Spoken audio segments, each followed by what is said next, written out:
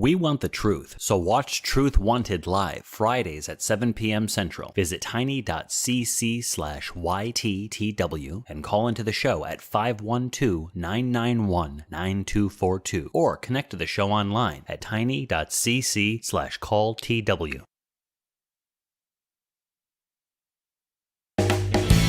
So you think that you can tell us how to live our lives, never questioning the source from which your moral code derives. You think that suffering is part of some great plan that's been devised. I wonder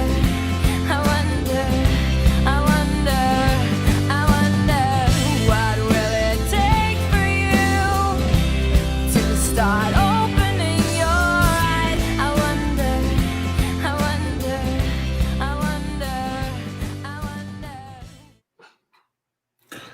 Hello, folks. Welcome to the Atheist Experience. How you doing, Johnny? I'm all right. How you doing, Jim? I am doing pretty good.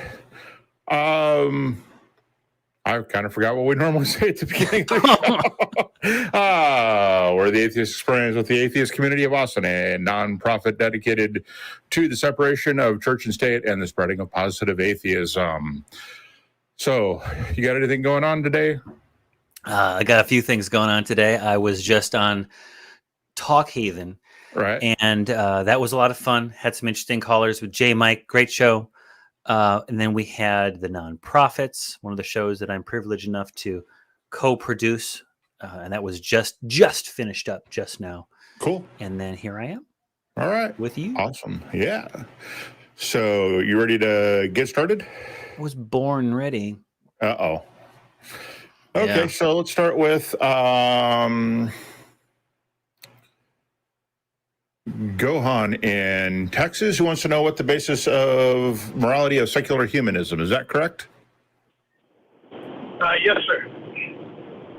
Okay. Well, so basically it is well-being of humanity as a whole.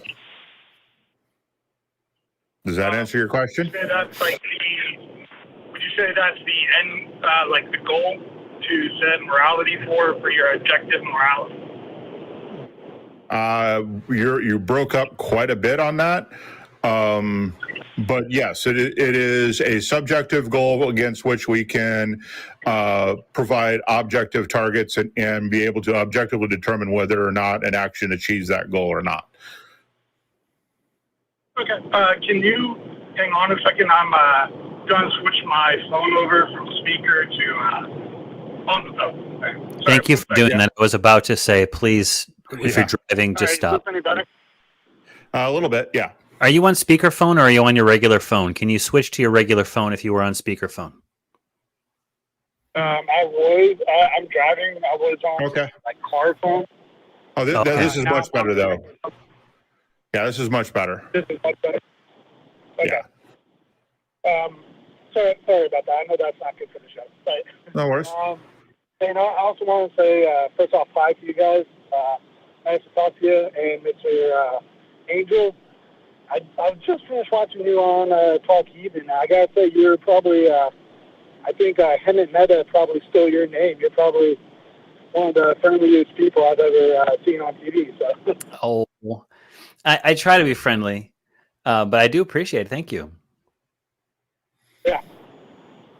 So I just want to kind of rephrase what you said in my own words, just so we can make sure I'm still understanding what you said. And if I'm wrong, just go ahead and correct me. But secular humanism, the basis for any morality for that is from a subjective goal of well-being for humanity. And there's objective goals to reach that subjective goal. Is that fair? Yeah, we can make objective measurements against that particular subjective goal. Yes. Okay, I'm on board with you guys. Okay. If I could get a little nerdy for a second, did you guys watch Avengers? Yes. Of course. Yes. We are fellow nerds. Yes. My brother is atheist, and we've had discussions on this quite often. Mm-hmm. I just haven't heard a good answer from him, so I'm wondering maybe if you guys could give me an answer. But let's just imagine the Thanos snap. 10 years later, humanity was objectively, like, you can measure it, everything was objectively improved from the Thanos snap. Would that make it moral, even though it's random and objectively better? I would so say... let me rephrase, just because while we can hear you a little bit better, we're getting some information that not everybody may. You're talking about the Thanos snap and whether or not the Thanos snap would be considered moral if, in fact, by every objective measure, humanity's well-being was significantly better.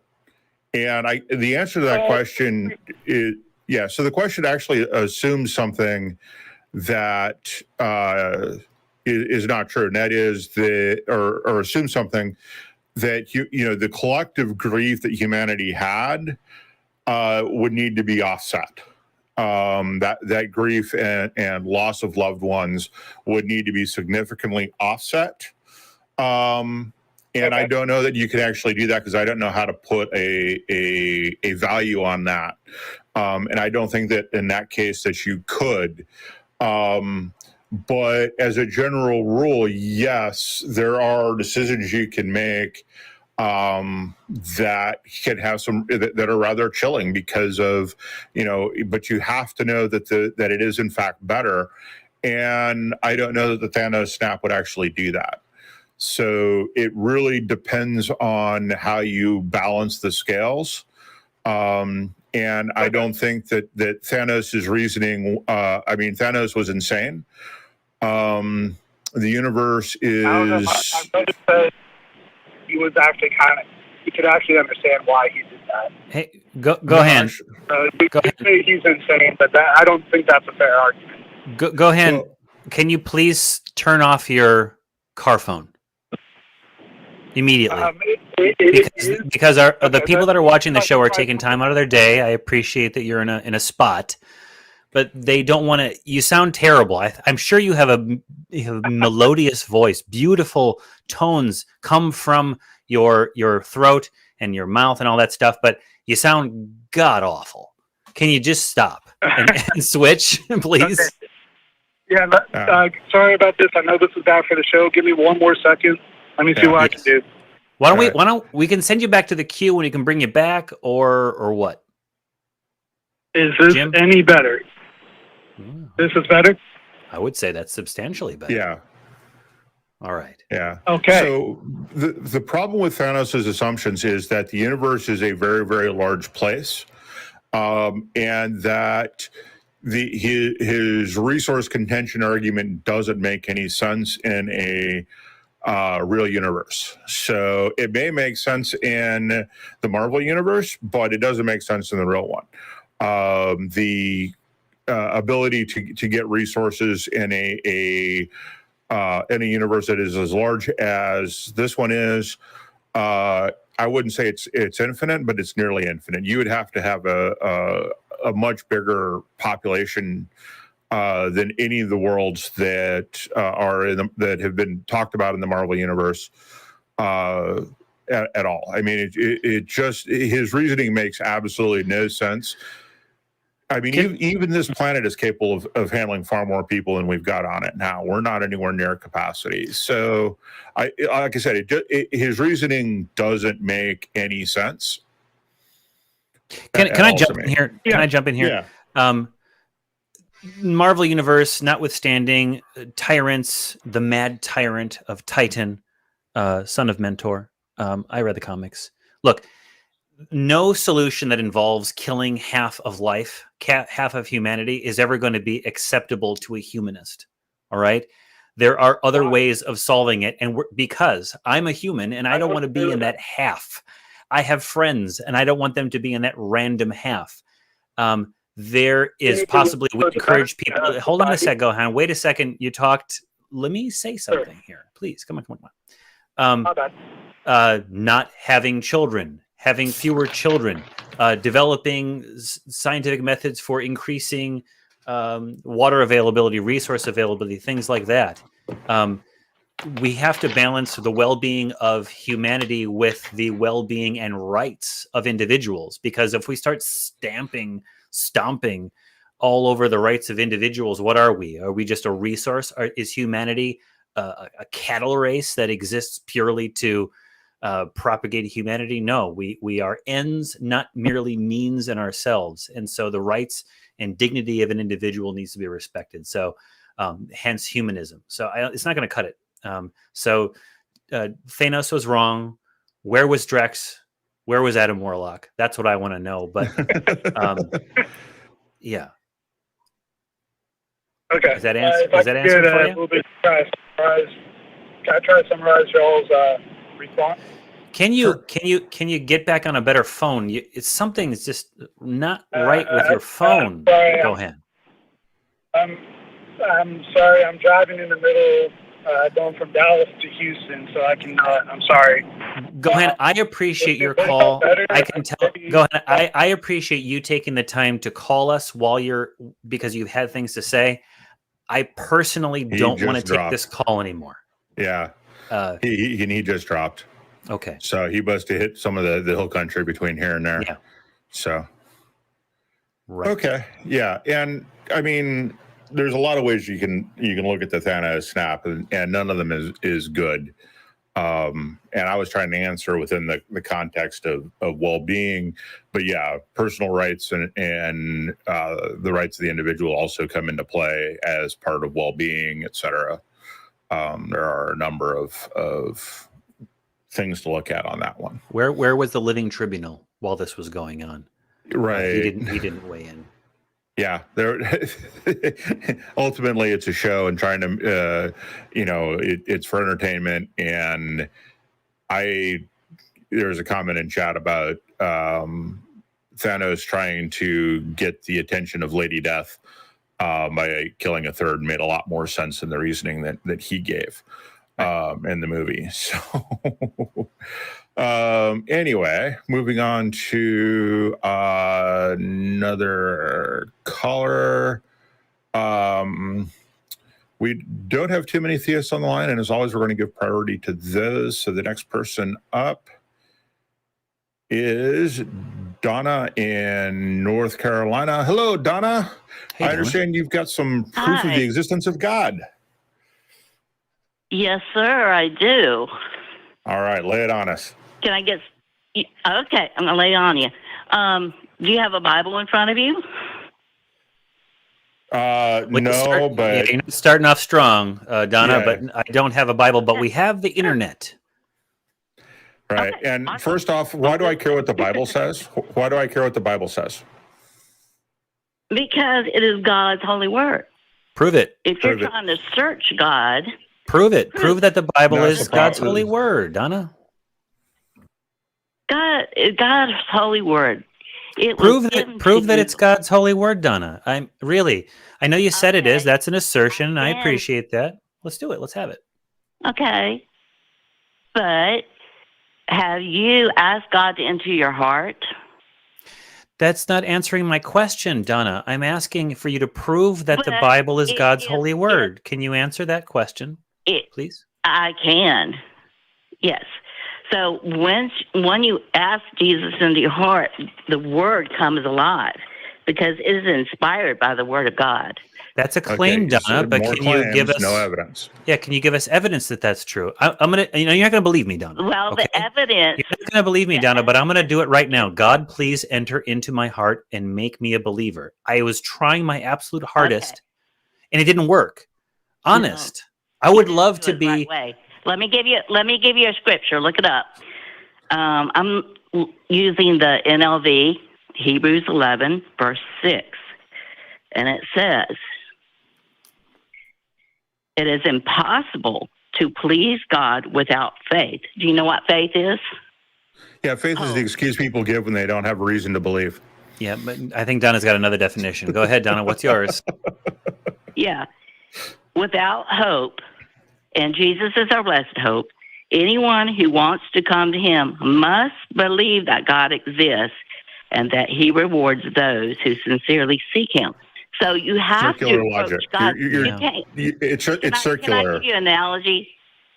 No, I'd because like evidence instead, if I could. you haven't told us why we should believe in the Bible. You've used and it's completely circular, right? It just goes round and around. God proves the Bible, Bible proves the God. You need to step outside that circle and actually show us that God exists before I care what's in the Bible. I do not care what's in the Bible. It is no different to me than the Harry Potter books or Tolkien's The Hobbit and Lord of the Rings series. It's just a work of badly written historical fiction. You need to prove it's something more than that. Donna, you're making a lot of claims, and I know this is probably very convincing in your faith community. All right, maybe those of you who study the Bible together, maybe, or you get together in church or in meditation or whatever. That's because you're already convinced. Well, we're not convinced. You're going to have to take a few steps back and prove to us why some of these claims you're making are true. Some of these assertions you're making are true. Pretend like somebody's trying to convince you of the existence of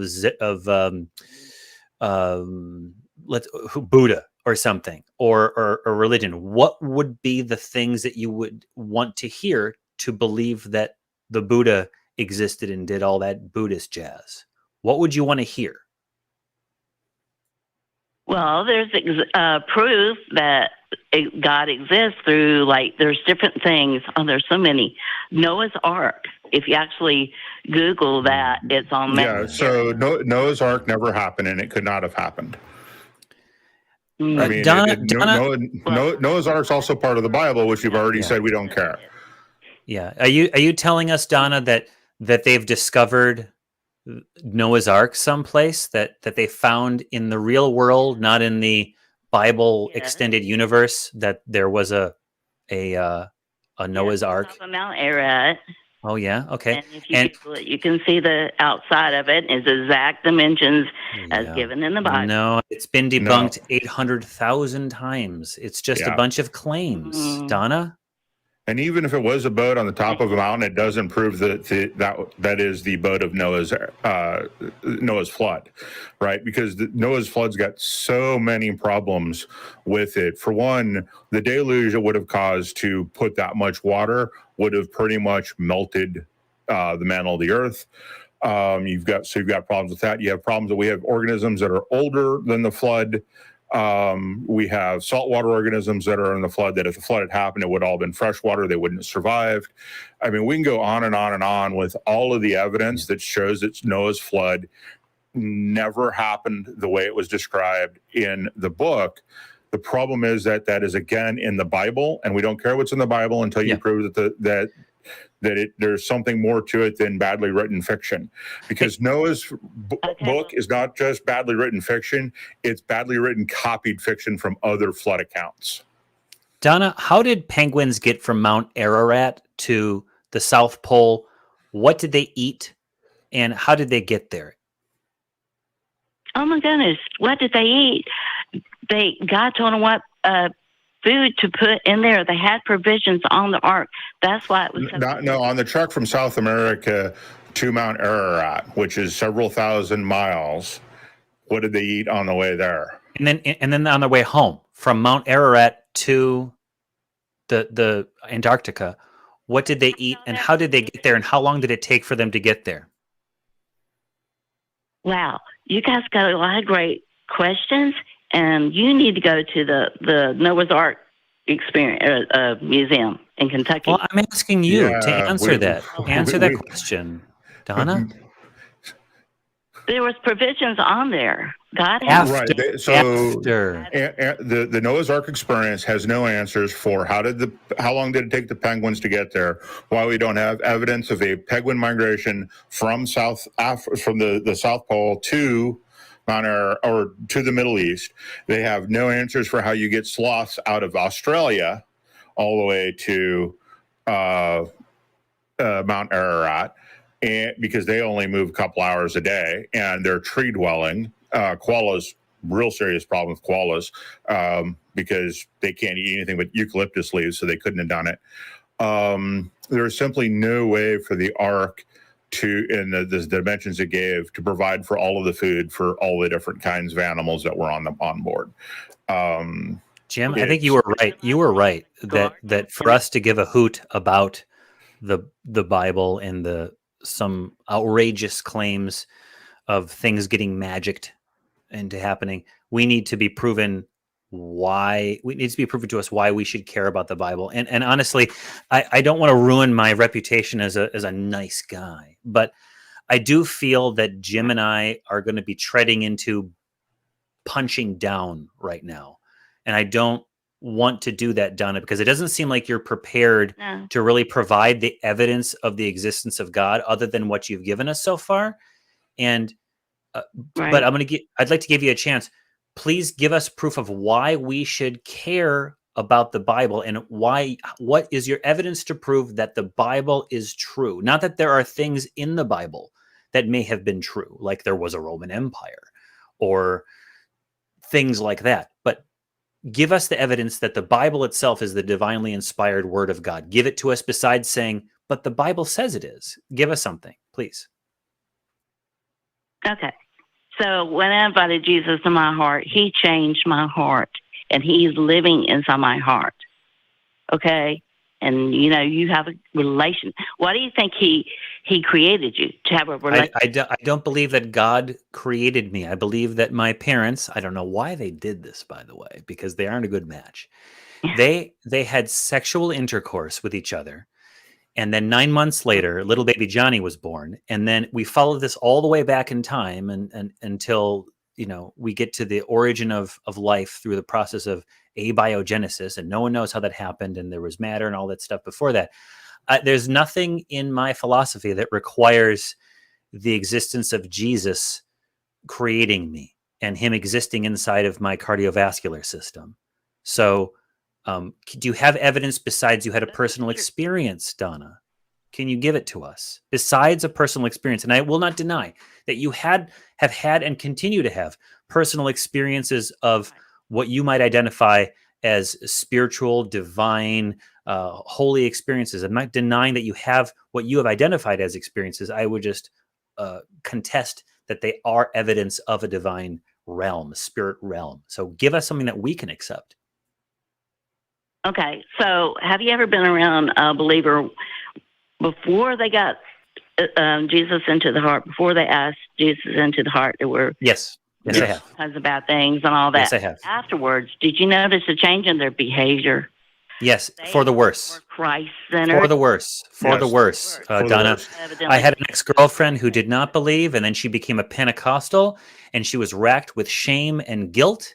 And then she got rid of those beliefs and now is happily married with a beautiful child and is financially successful and physically fit and just a good all-around person.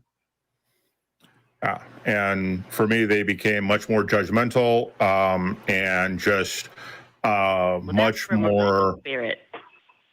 Yeah, all I know is by what they claim, and they claim to have the exact same experience you have.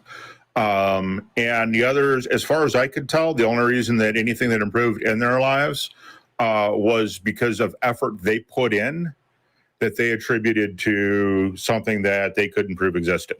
So none of that actually does you any good, unfortunately, proving anything. Again, we can't disprove your personal experience. All I can do is take a look at other people's, a couple of the people who've been through the same thing. One became far more judgmental and much more of an asshole. And the other one, as far as I could tell, spirit.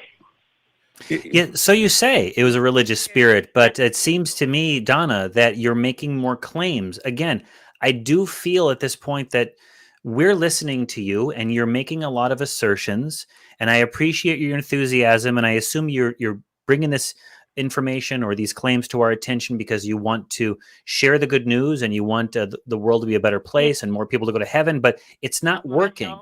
It's not, I know you're trying to help, Donna, I get it, but it's not working. In fact, you're only hardening my heart, much like God hardened the Pharaoh's heart. And I don't want a calcified heart. I'm going to need it later. So can you maybe come back with better evidence, something outside of the Bible and your personal experience? Can you maybe do that? Just once you get Jesus in your heart, you want to help your fellow man. You want to do what Christ did.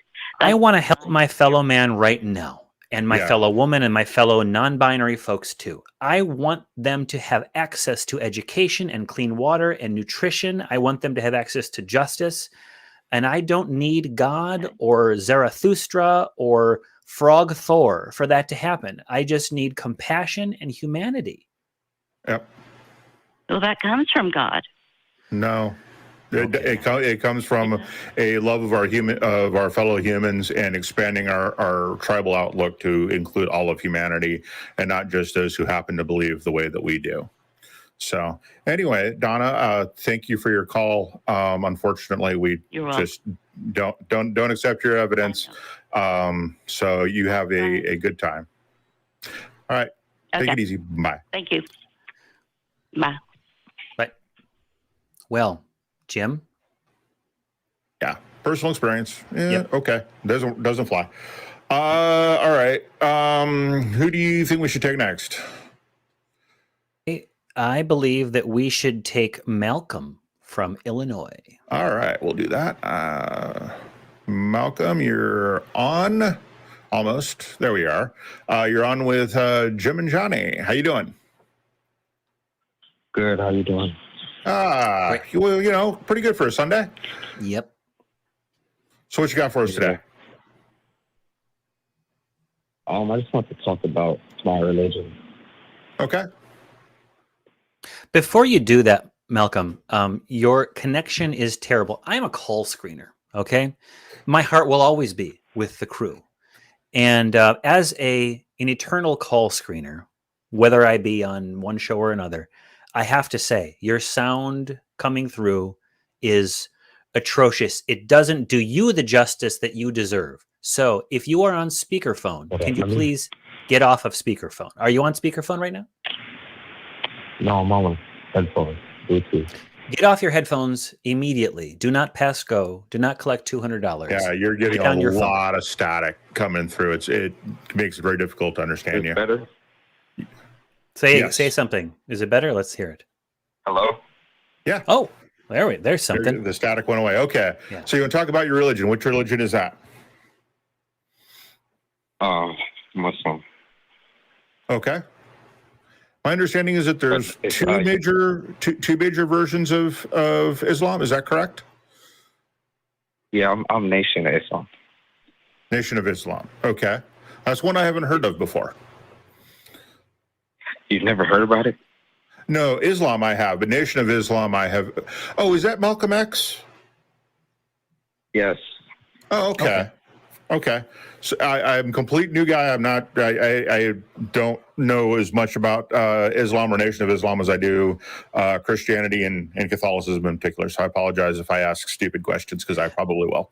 So what's the difference between Nation of Islam and most forms of Islam, or is there a difference? Well, the biggest difference is we teach that God came down in the person of Master Fraud, Muhammad. He came down as a person, and I didn't catch the rest. Yeah. We believe that God came in the person of Master Fraud, Muhammad. Allah. Okay. Okay, and how is that different? Is that different from other Islam sects, or is that the same? What was that? Is that the same as other Islam sects, or is that different? Oh, no, it's way different. Okay. Okay. And why do you believe that this is true? Because the evidence and of what he taught was groundbreaking. His way ahead of his time. He had to be the supreme being to have that knowledge. Give us an example of some of that knowledge that could not have been conveyed by a regular old human like you and me. He taught us. Are you familiar with the Yaqub story? No. You're not? Again, no. Why don't you give us the gist of the Yakub story and explain to us why a person could not have come up with that using observational skills and reason and knowledge of the time? What is that? Tell us. Assume we don't know anything, okay? I do every day I wake up. I assume that I'm an idiot, and I usually am. So just go ahead. What is it? Tell us. It feels like we're pulling teeth here, and I want you to just profess this truth to us. Well, the Yakub story basically is the origin of the Caucasian people. Okay. Yakub was a mad scientist, a big-headed scientist. He was super smart, and he created white people through a method called, have you heard of grafting? Created Hello? white people to what? A process called grafting. Okay. And what do you base this on? What's the evidence that this type of grafting is possible? With science, we now know that blacks were the first humans on Earth. We know that, right? You would admit to that, right? Right. Yeah. Yeah. Okay. Africa was the birthplace. Yes. So we know that blacks came first. We both agree on that. Yes. So, but the grafting is a rather specific thing that happens with plants. Yeah. How does it happen with human beings? So, Homo sapiens appear to have originated on the African continent some millions of years ago in some form or another. And so are you suggesting that because there are now Caucasian people, that a mad scientist grafted those original Homo sapiens who came out of Africa with some other creature or being to create Caucasian people? So I'm part. No, I think no. Let me tell you how he did it. So basically, it was basically all black people, right? All of Africans. So he started breeding the lighter ones with the lighter ones, and he would kill off the dark babies, and he would only breed the light ones. So they kept getting lighter and lighter. So we started off black, and then it went to Mm-hmm. Yeah, and what is your evidence that this breeding program happened? And what is your evidence the breeding program happened? You just got to study genetics. Okay, but the genetics proves that happened. That there is a genetic drift that caused the difference in skin tones, but that doesn't prove that it was intentional. And that's what I'm asking you to prove, is to prove that this was intentional by a single individual. And we have to study genetics. So that must mean, Malcolm, that you yourself have engaged in what might be a lifelong study of genetics. Is that true? No, not lifelong. No, I'm not going to say lifelong. Right. So how much time have you spent studying genetics? About, I'd say, a year. A year, okay. So, and when you said studying genetics, and what were you studying? How are you studying genetics? Did you go to university to study genetics? No, I just listen to God. Master Faradi tells me. Oh. Okay, so your belief that your proof that the genetic drift in skin color was directly attributed to one person is just belief. They call him Jacob in the Bible. But it's Yakub. His name's Yakub. Okay, but this is one person that is responsible for all of this genetic drift. Is that correct? Yeah, so Master Farad taught that 6,000 years ago. It's when he did it.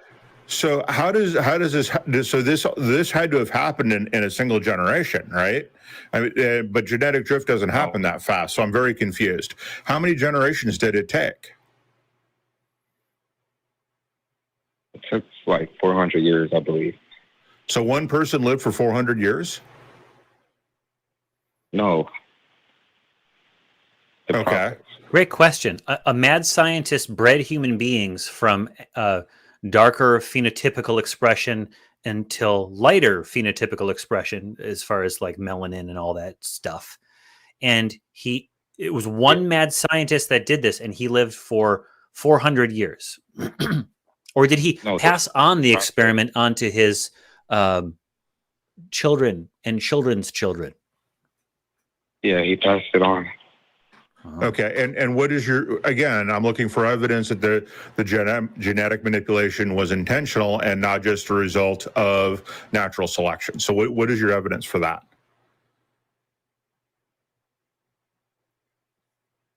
You have to read the Bible. Say we don't want to read the Bible, we just had this conversation.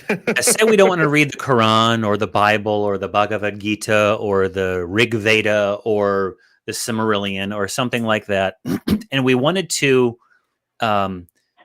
figure out whether this were true. What would be the first step we would do to determine whether or not a mad scientist over the course of 400 years with his progeny and colleagues genetically modified human beings from African type human beings with darker skin to lighter human beings with lighter skin? How would we go about testing that? You'd have to do a test on genetics and see when, because he gives a specific date. He said he teaches it 6,000 years ago. So you'd have to see when Caucasians originated. Okay, so did you do that testing? You said you studied for a year. Perhaps in the course of that 1 year of studying genetics, you did that testing. But, well, you didn't, though. You listened to a preacher, a Nation of Islam teacher, preacher, imam, or some leader of education who told you about this. But did you ever check whether that teaching was correct? I mean, it makes sense if you think about it. It also doesn't make sense if you think about it. So well, how would you there's a problem with the phrase "it makes sense if you think about it," right? Because that could also be applied to the world is flat. It just makes sense if you think about it. There are a number of things that are counterintuitive in science, and so that phrase doesn't actually work. So we need something more than just "it makes sense if you think about it." We actually need some evidence, and that's not evidence. So again, you have the genetic drift. We agree there was genetic drift, but you haven't shown us how we know that genetic drift was intentional and not the result of natural selection. Well, think about it. If somebody teaches that 6,000 years ago this happened, and then there's evidence of that, if you look at it, that supports it, how could you not? So you have two events. Somebody teaches something, and we have evidence that what they're teaching appears to be coincidentally correct. What I'm looking for is not coincidence. I'm looking for direct causation. I'm looking for evidence that the teaching coincides with what we observe, because that could just be a story, and humans are storytellers. We make up stories to explain stuff all the time. That's how a lot of creation stories get started, is trying to explain creation. That's why people have stories of thunder gods and all the rest of this stuff to explain natural phenomena, is through stories. But that just because there's a story that all thunder comes from Thor or any other thunder god or storm god or whatever you want to name, it doesn't matter. And we have thunder does not mean that your thunder god causes thunder, right? So that doesn't exactly work as evidence, right? So what else do you have for us? Okay, there's a study I've seen this one time. I'm going to bring it up for you. It's going to blow your mind, bro. It's going to blow your mind. Jim, I have a feeling, and maybe it's because I haven't been doing these call-in shows for as long as some people out there, but it does seem that Malcolm is joking with us. At the very least, I believe that the Nation of Islam would be better served if Malcolm weren't the person trying to convince us of its claims. Because Malcolm, I think you're kind of literally phoning this in. Yeah, I don't think Malcolm is joking at all. I just think he hasn't run into these types of questions before, like so many Christian callers. Right. So Malcolm, what do you got that's going to blow my mind? I don't want to spend too much time studies waiting. Says that 6,000 years ago, is when blue eyes originated. So think about it. If Master Fard Muhammad taught 6,000 years ago that this process was initiated, and then science now comes to prove that 6,000 years ago is when blue eyes. So again, but my objection is still, just because I have stories about storm gods causing thunder and thunder exists doesn't mean storm gods cause thunder, right? So just because you have a story that this happened and then we can see that this happened does not mean that those two things are, that the story is causal of the effect. And that's what I'm looking for. I want you to prove to me what the cause and the effect was. And that's what I'm looking for, right? Is how do you prove that genetic drift was intentional versus natural selection? That's the fundamental question you've got to be able to answer.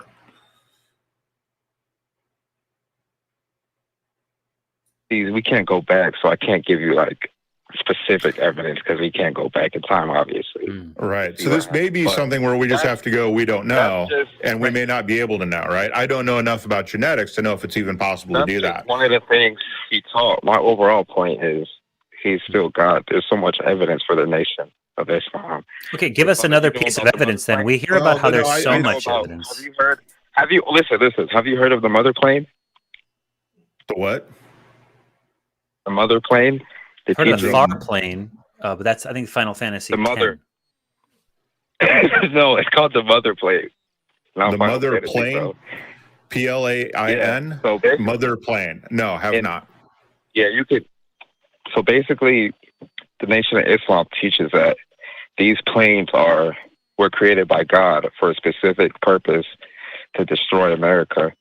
And he gave specific measurements for all of these wheels. There's a mother wheel and there's 15,000 smaller wheels.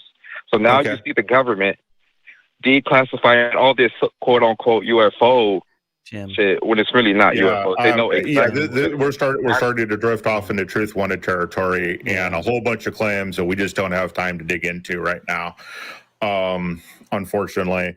And I still want to go back to, you need to prove that the genetic drift was intentional.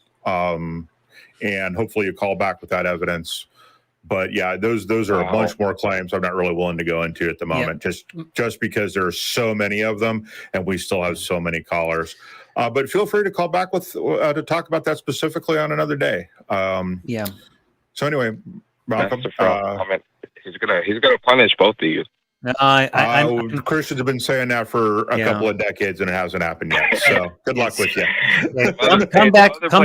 come back with some better arguments, or better yet, I tell you what, I think before you come back with better arguments, I think you need to do some research. I think you need to maybe finish that crash course in genetics that you took, and then come back, and then we'll meet you. We'll meet you there, and we'll have a good time. Yeah, and I think we're getting ready for one of my favorite things that we do right now, which is quotes taken out of context. So if you want to find out what's been going on in the rest of the ACA network, here we're going to be showing here shortly. And this is my first time actually doing this transition, so it's going to be rougher than we intend, and I apologize for that. But around the ACA and on our other shows, here's what's going on with our network.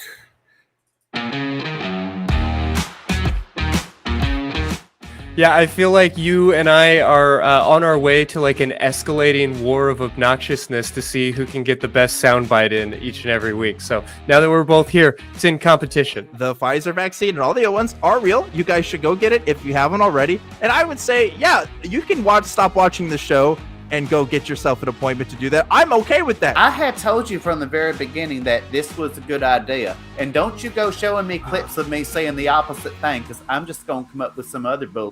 I don't give a about Matt Dillahunty right now. All right? Let's forget about... Matt. Yeah, no well, you know what you can do, Matt. Okay. The next time God shows up, ask him why he's a who will show himself to you, but not to me. And then ask him what number I'm thinking of and call me back.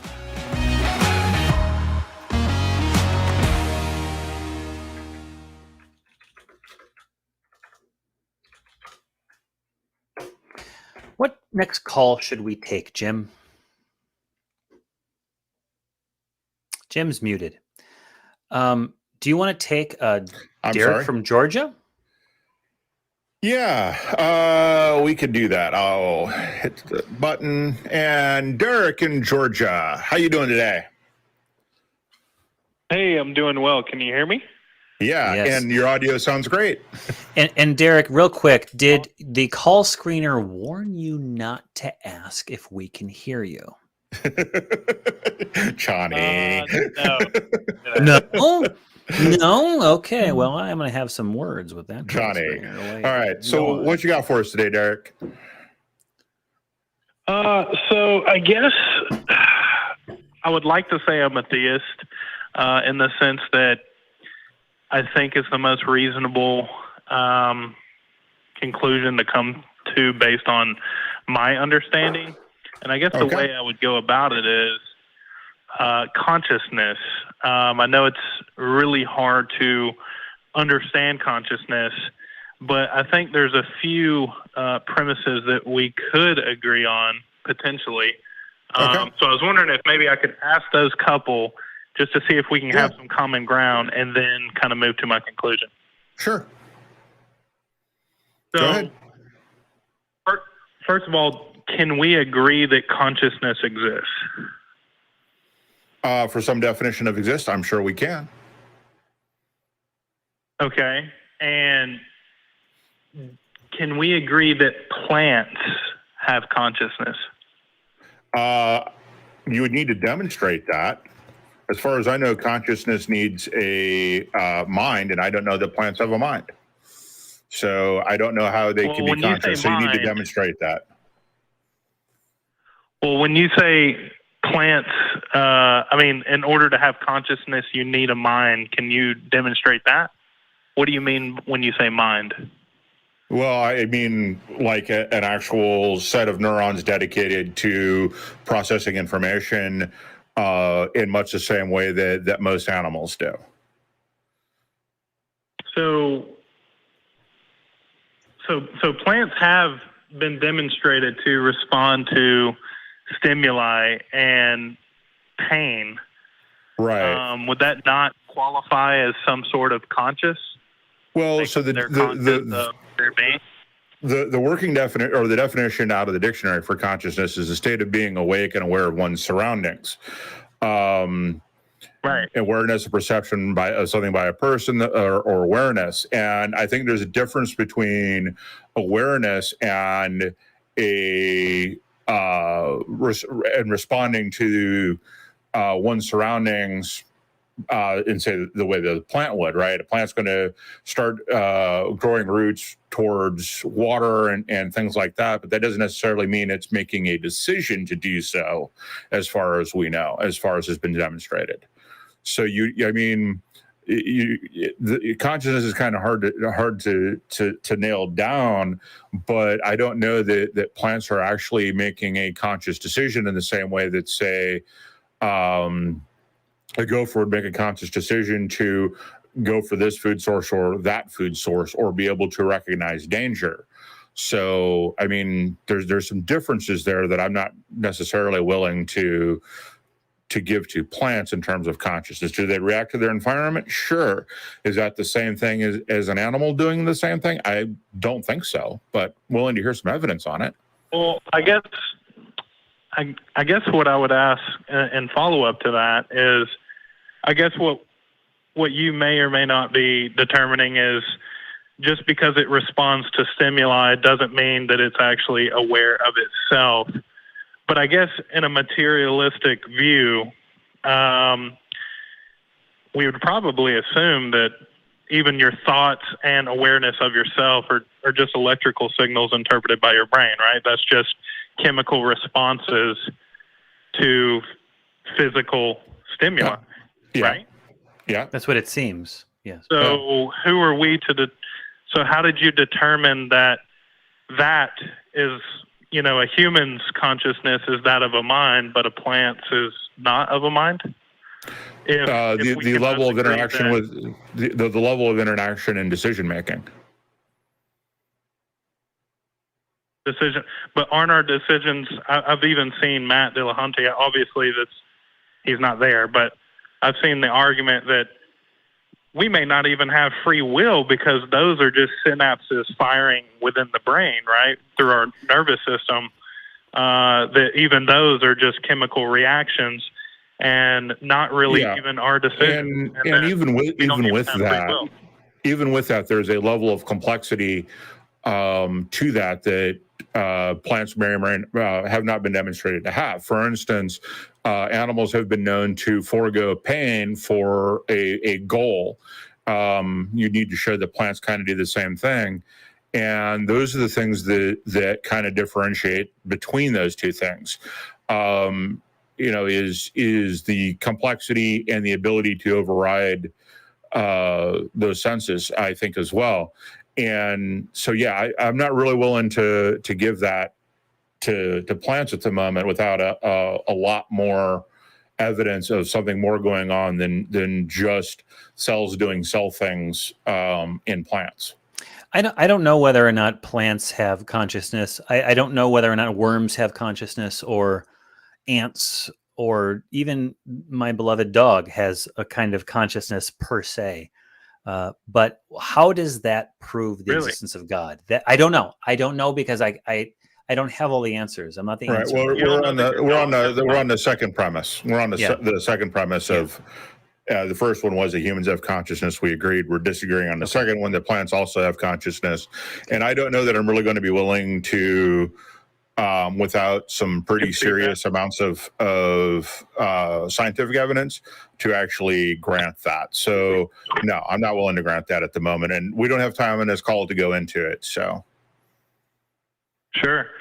Well, I guess what I was going to go at was, obviously, if we could agree that plants have some type of consciousness, then we could potentially agree that consciousness is not dependent upon a brain. And if that was the case, then obviously you could see where I was going with that.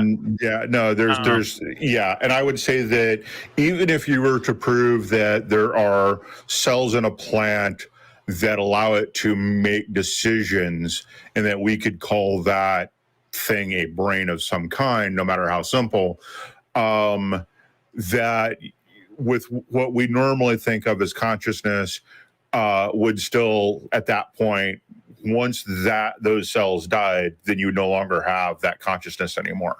So even if I were to grant that, I don't see how you get there. Yeah, we're talking about organisms. Derick, we're talking about organisms that have physical matter and a nervous system of some kind of a structure that has some form of electricity and chemicals running through it. Now let's jump to God. Where is the physical substance? Are you saying that God requires a physical substance? Well, I'm saying show me a consciousness of any kind that exists outside of a physical reality, like matter and energy. Every single form of consciousness, or debatable consciousness, all the way down to plants, if you want to, there's something there, right? There's a string of nerves. There's a spinal cord. There's responsive cells and stuff that respond to stimula. But now you're talking about God exists without that. Now show that there are other examples of non-physical based consciousness. Non-physical based consciousness. I don't think anyone would agree that consciousness is physical. Or dependent upon physical, especially if we can. Yes. Really? Give me an example of a non-physical consciousness, Derick. I'm sorry, I cut you off. I did. That's not fair. Give me an example of a non-physical consciousness, one that isn't rooted somewhere in a brain or a string of nerves or something like that. I guess I would say, not that I'm trying to shift the burden of proof, but the question that you're asking me is assuming that consciousness is reliant on a brain, and I was wondering if you were able to demonstrate that. No, you're the one that's so far. every instance of consciousness that we can point at has a brain attached to it, and that is the evidence that we're accepting. We don't know that there is any that it is possible for a consciousness to exist without some sort of physical attribute, and so we're not claiming that it's not possible. We're simply asking you for the evidence that it is possible, and if it is possible, if it is not possible to provide that evidence, then how do you conclude that a God is possible? Yeah, that's exactly right, Jim. Thank you. Well, I guess that's where we came back to the definition of consciousness being the state of being awake or aware of one's surroundings. And we know plants are, in fact, aware of their surroundings. That's why a lot of times then we get into the question of what do we mean by aware. I will agree that plants react to their surroundings, and from that point of view, you could use the word aware, but I don't know that. Well, what else do they do? I mean, plants can actually be proactive, not reactive. And how are they proactive? In a lot of cases. How are they proactive? Let's see. I can come up with a example. Make it quick. Yeah, that it's difficult for them to come up with something that's proactive. Because I mean, even like your Venus flytraps are reactive, right? To their prey landing on them. So I don't know that you could actually. I read a book called The Hidden Life of Trees. Great book. I don't know if you've ever read that one, Jim. It talks about the complicated interactions between the environment, stimulus, and plants. And I will not deny that I learned an awful lot of things about how interactive, how responsive plants are, how they communicate in one form or another through spermatozoa and hormones and seedlings and all these other things, signals, and through the mycelial network below the surface of the earth. It's amazing what they can do, what they do. But that doesn't, at no point was I thinking, oh, there's a tree thinking, I want to be the best tree that I can possibly be. I wonder, about God. God must exist. Just look at me. Look at me. I mean, I don't think you're saying that. I think what you're saying is that I think we're strawmanning now. But I said I don't think you're saying that. What I'm saying is that the very fact that there is an organism that responds to stimulus does not itself make it conscious. Right. So there's a qualitative. Did you come up with that example you're looking for? Well, in the process of trying to find that example, and I'm a little nervous because I'm on the spot and I got to find it quickly. Yeah. So it's not easy. It dawned on me while I was trying to look for it that, wait, so we're saying that because we can't prove that it's not only reactive and not proactive, is that us assuming that humans are proactive and not just reactive? It's not all just literally a chemical reaction in the brain before we make any decision. I don't know that we can prove it one way or the other. At the moment, it's a giant I don't know. We appear to be proactive, but there is a definite possibility that, we aren't proactive or reactive at all. We're just going along with whatever the chemistry says. So I don't know that that's the case, but so you might conclude that it's also possible that plants are just as conscious as human beings. Well, I would say I would. Well, it is possible, and that's why I'm asking for evidence that it is in fact the case. Yeah, right? You're the one making assertions, Derick, and we're waiting for you to provide evidence instead of is it possible? Well, I don't know. I'm not a treeologist or a plantologist. Right. They call them botanists, right, or something like that. Yeah, botanists. Yes, anyway, but do you have any evidence that it is the case? And that's what we're looking for. And you say they react to their environment. I agree they react, but I don't think that reaction is what I would call consciousness. Well, yeah, because I was thinking of the Venus flytrap when you said that. And you're like, well, it's reactive. And it's like, well, isn't that, it's literally reaching out and grabbing something. No, it waits. It doesn't reach out and grab anything. It waits for the fly to land on the leaf, and then it closes. Now, it does use some pheromones to try to attract stuff, but it's waiting for the fly to land. Derick. And I don't know that's anything more than reactive. So even if we grant that plants are conscious in the way you want them to, you now have to still demonstrate that it's possible to have a consciousness without a brain.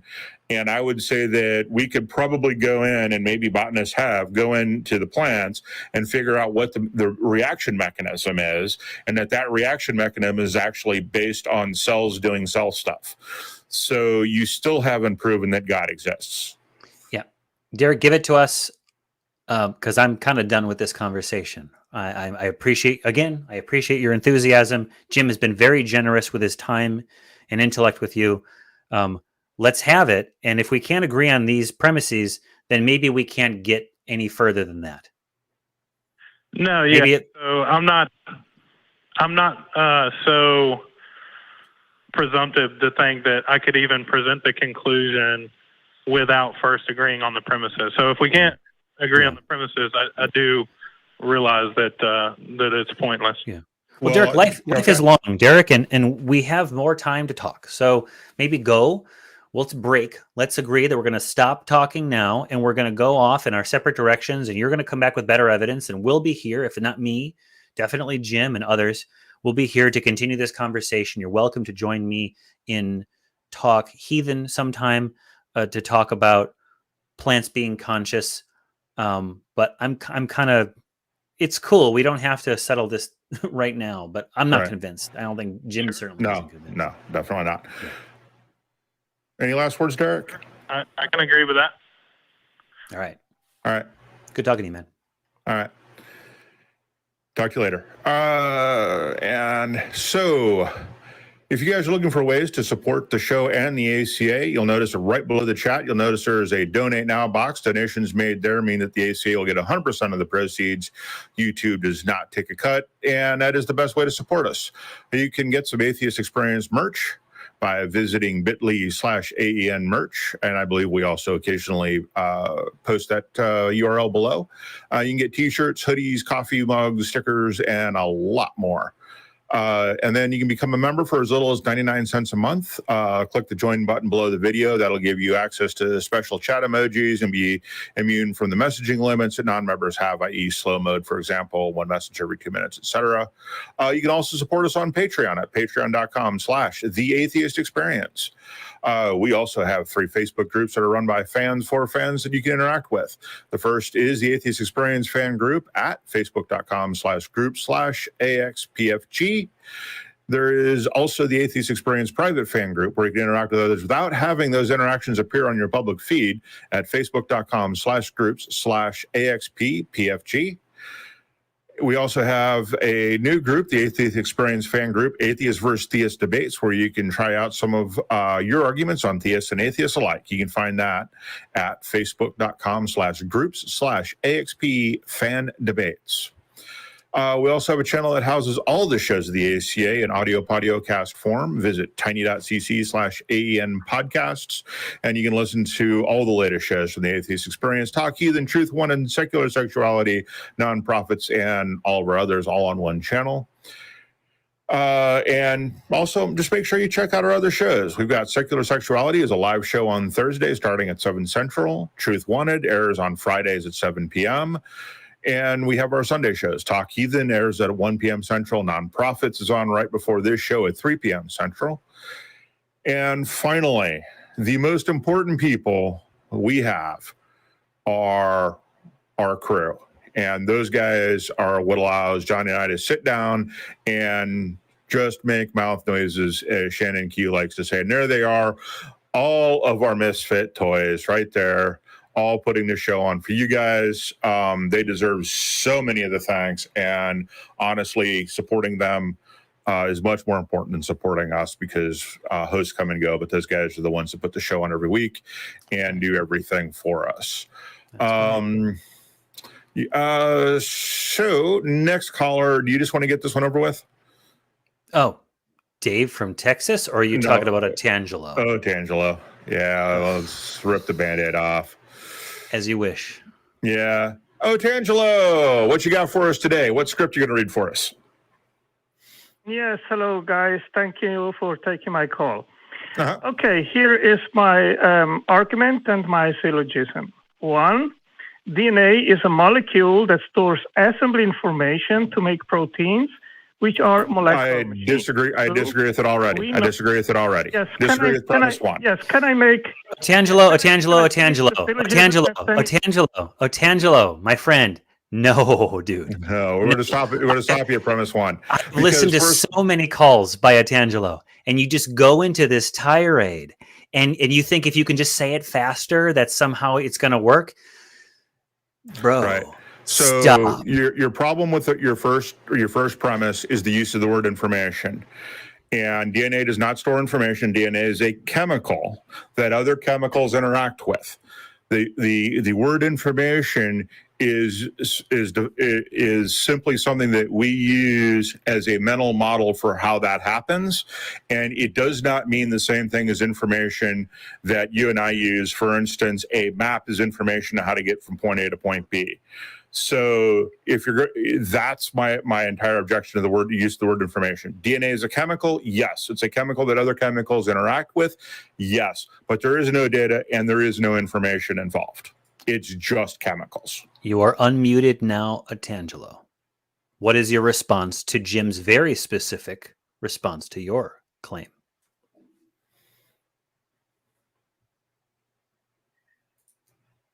Otangelo. Information. Oh.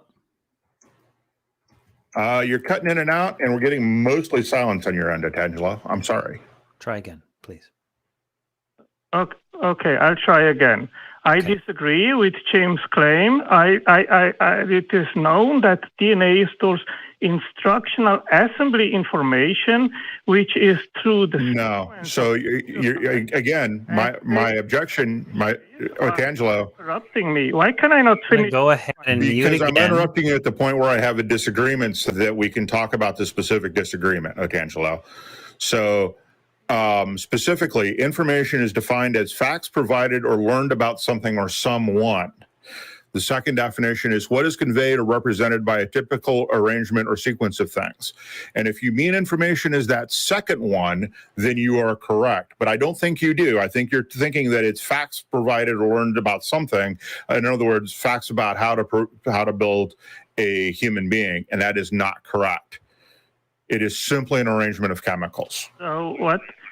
Okay, so what is the function of DNA? It's a chemical that other chemicals react with that eventually builds cells and animals and plants. Okay, so it builds cells. So it instructs the assembly of proteins, and it instructs through the sequence of nucleotides the correct sequence. So when you say instructs, what exactly do you mean by the word instructs? The sequence of nucleotides says how the sequence of amino acids will be assembled. The sequence of amino. So let me go back again. I'm sorry. You say that it says how to do something. How does it say how to do something? What's because when you were to say that usually means there's information being transmitted. How is that being transmitted? Well, through the transcription to a messenger RNA, and then the translation through the ribosome, which then makes the polymerization of the amino acids, which then become proteins. It's chemicals doing chemical stuff. Yes.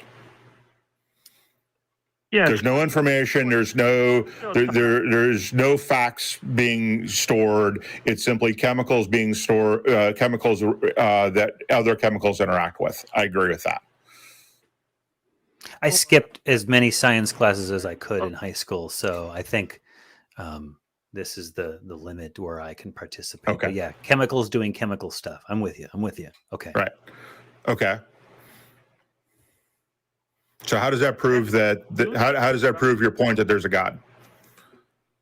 Well, again, the sequence of nucleotides must be right in order to have a functional sequence of amino acids, which then will fold into 3D form and become functional molecular machines, which are proteins.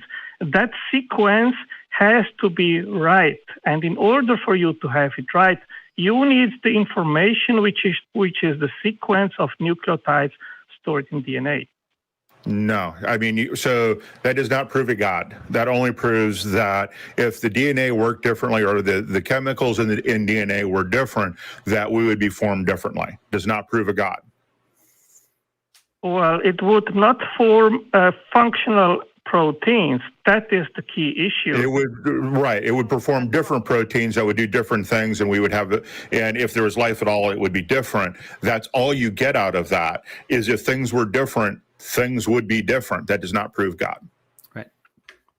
Well, the thing is that the sequence space is huge. In order to have a functional sequence, you have to choose amongst many possible different sequences.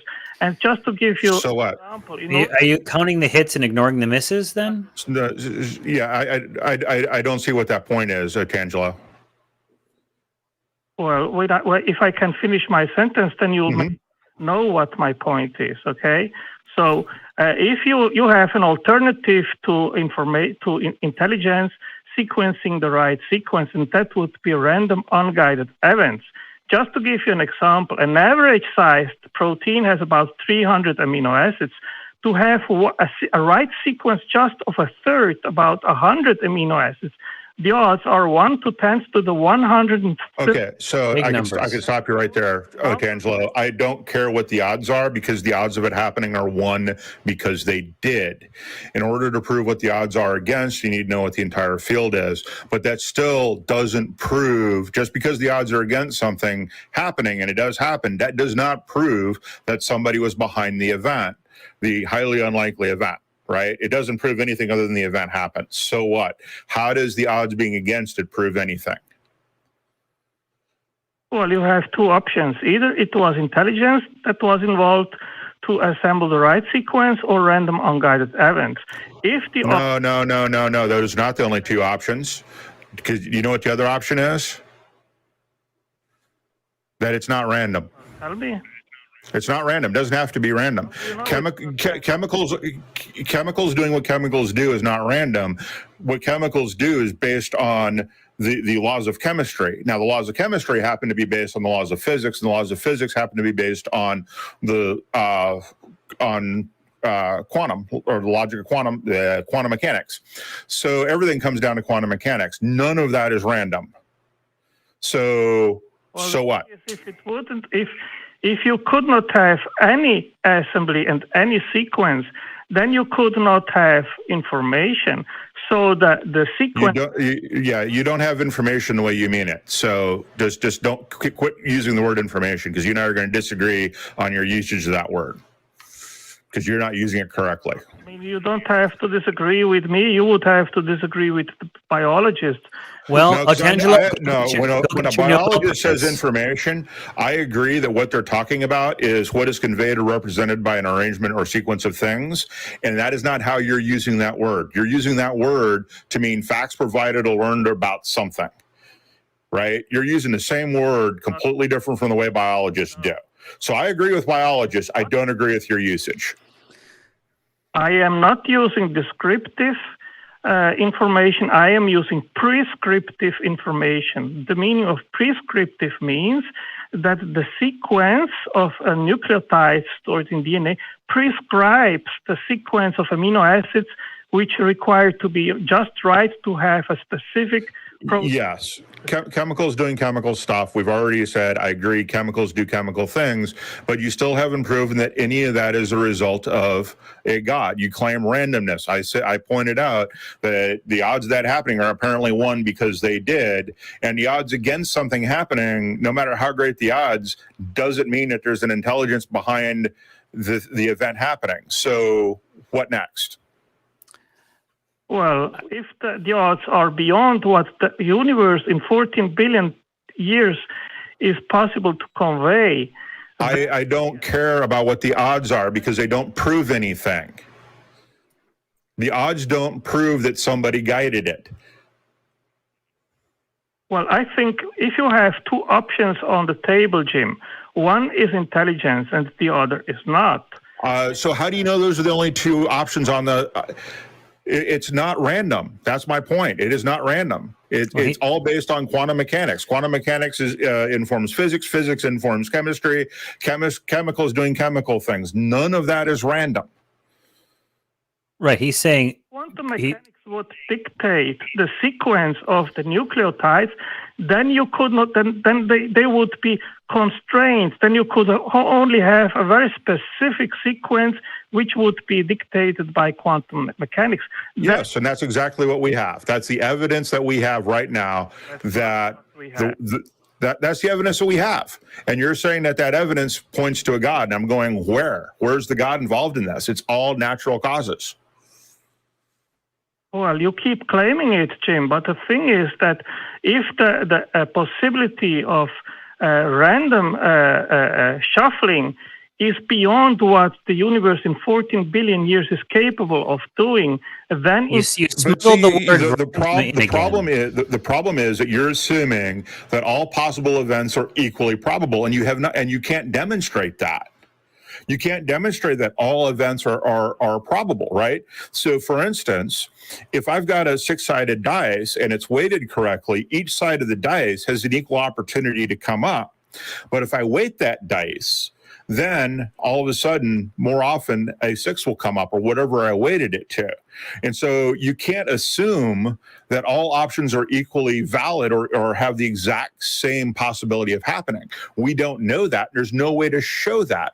So the odds of the speed of light being what it are, you can calculate that somehow. Maybe, I don't know how. But that doesn't mean that all those possibilities are equally weighted. We just don't know that. So again, I don't care what the odds are because they don't prove anything, because we don't know enough about this universe, much less how other universes could have formed, to begin to even figure out what the probabilities should be. It is entirely possible that with quantum mechanics, this is the only universe possible. It's entirely possible that it's not. We don't know. So again, how the argument from odds makes no headway with me, and it shouldn't with you, but apparently it does. So what do you got? Yeah, I don't think we're going to get what we're looking for with Otangelo. Go ahead. Last thoughts, please, Otangelo, and make them brief. Yes, I disagree with Jim, and it is well known by all science that DNA stores instructional assembly information to make proteins. We already granted you that. Likely to be formed by unguided random events, therefore intelligence. Yeah, Jim, I think. Thank you so much. We covered it. Move on? Yeah, done and dusted.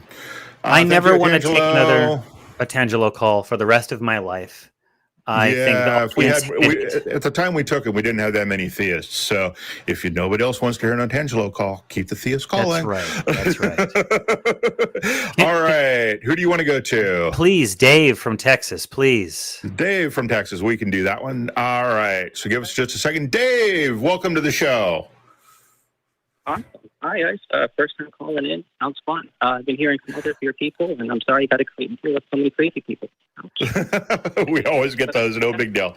So, first of all, notes here say you're a pagan, and that we might actually be helping Christianity. We got 13 minutes. We got to fly. So, what do you got for us? Also, I'll make it very clear. The Christians came to my ancestors' homeland, murdered everyone, raped everyone, forced everyone to convert, educated their kids that Jesus was the only way, and said, all right, that's it, we're done.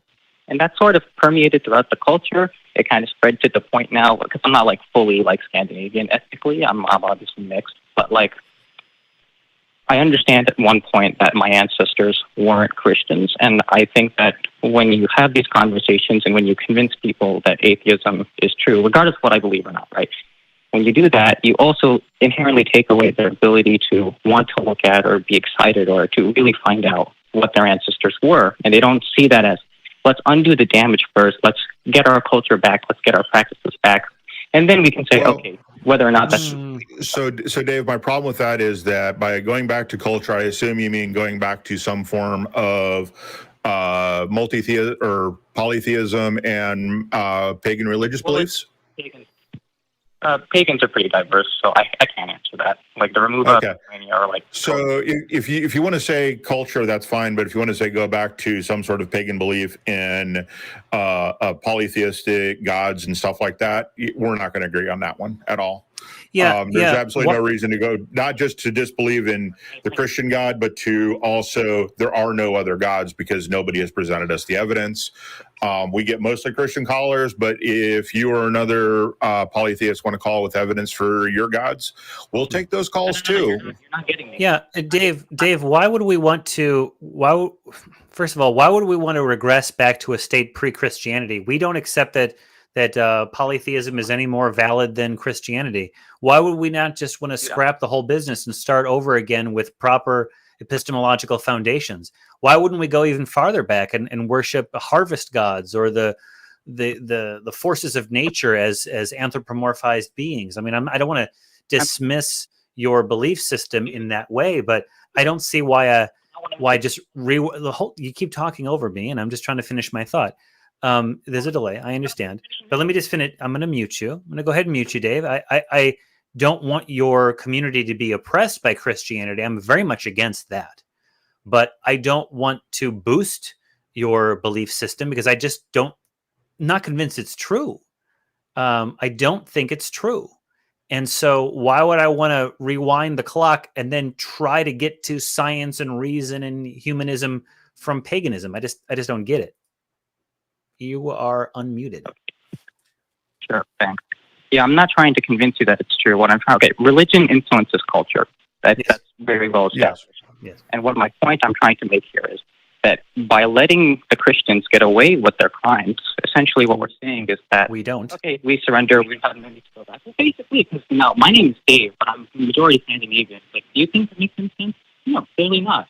I can't differentiate what the people in Norway believed in versus what they believed in Sweden. Like, I don't have. Okay. I don't know what their tradition is. I celebrate Halloween. So why did we, who are atheists, who don't believe that any gods exist, care whether or not Norway and Sweden had different beliefs, different gods?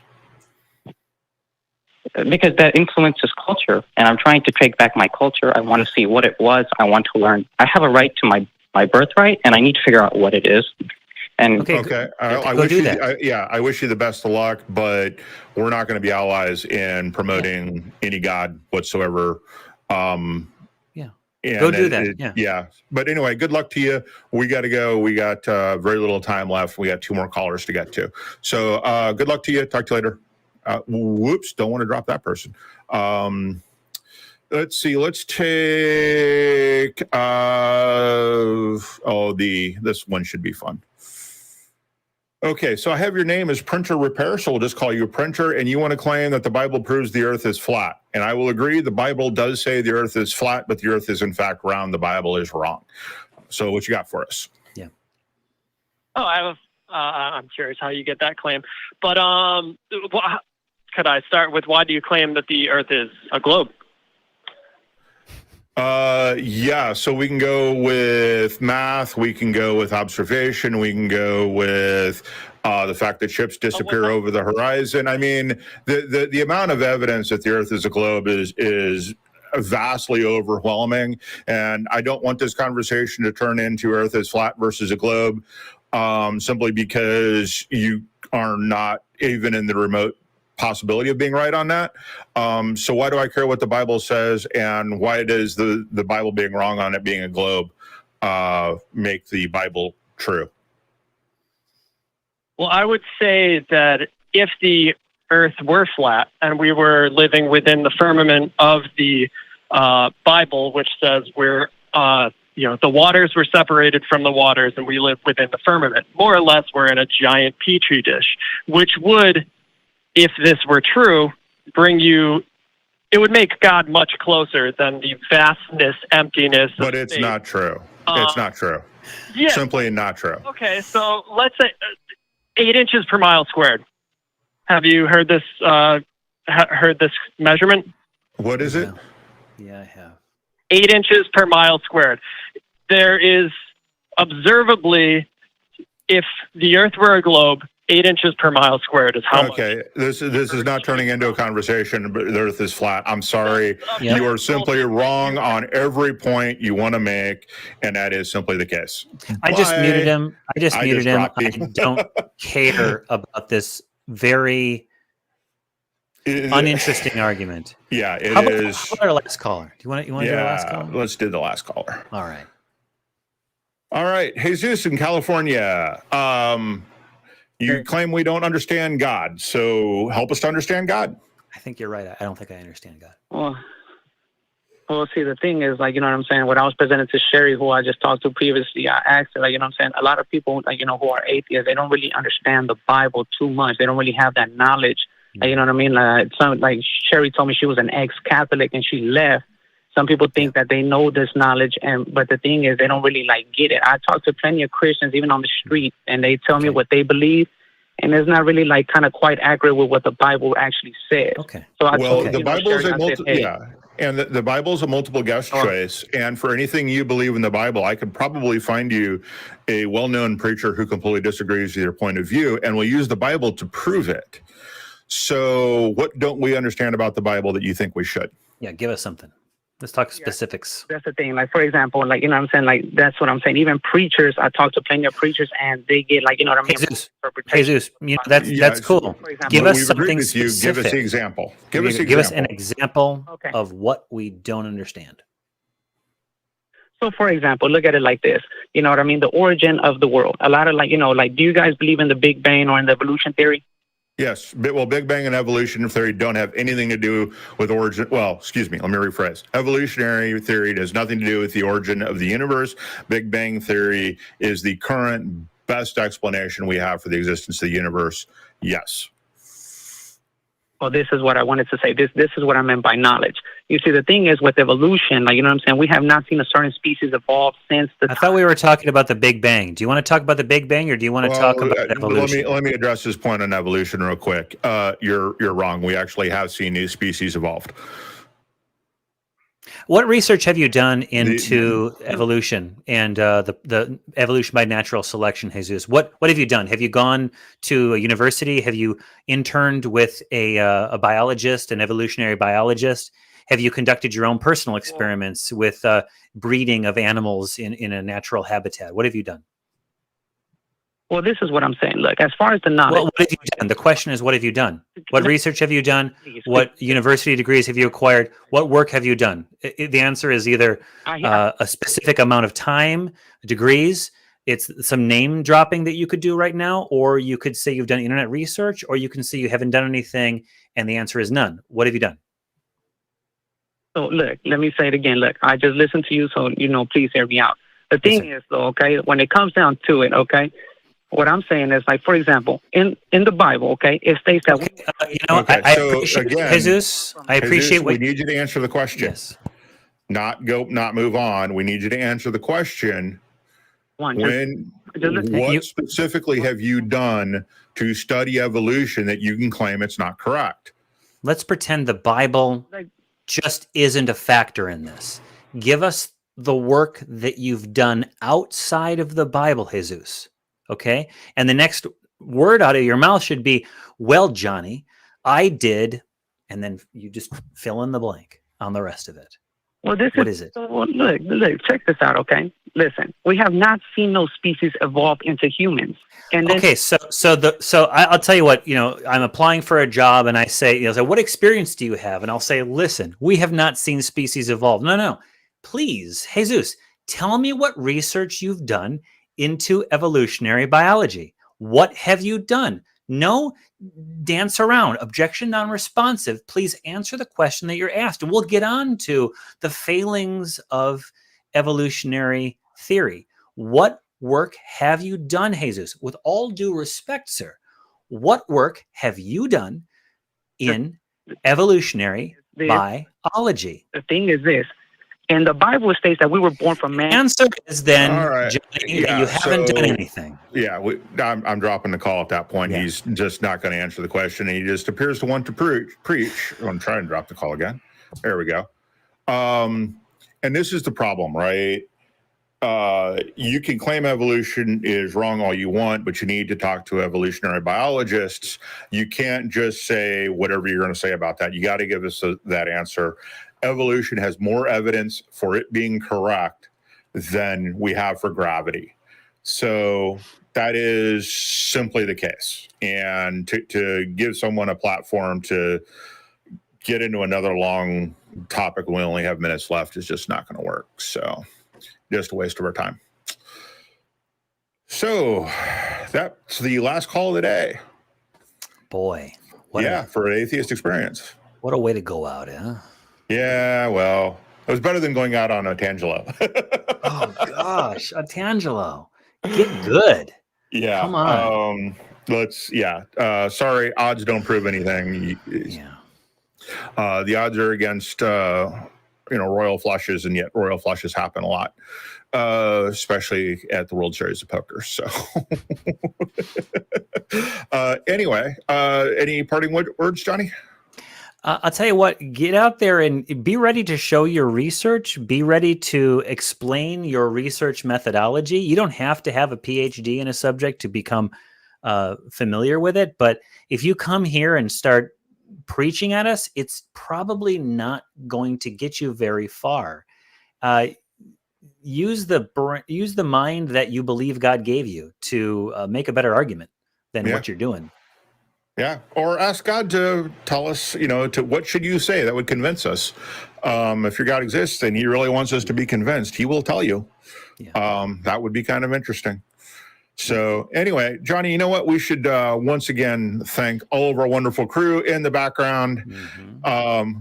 Let's bring up our miscreants.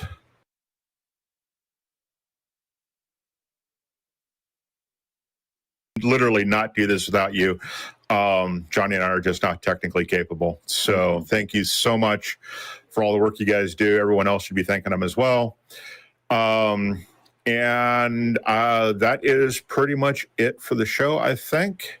And thank you all for tuning in. Hope you guys enjoyed it as much as we did doing it. And remember, stay skeptical in everything, including rumor mills that you may or may not hear. Mm-hmm. Talk to you guys later. Bye. What will it take for you to start opening your eyes, to start questioning the bullshit everyone around you buys? You think it's any of your business what goes on between my thighs? I wonder when we'll be rid of your lies.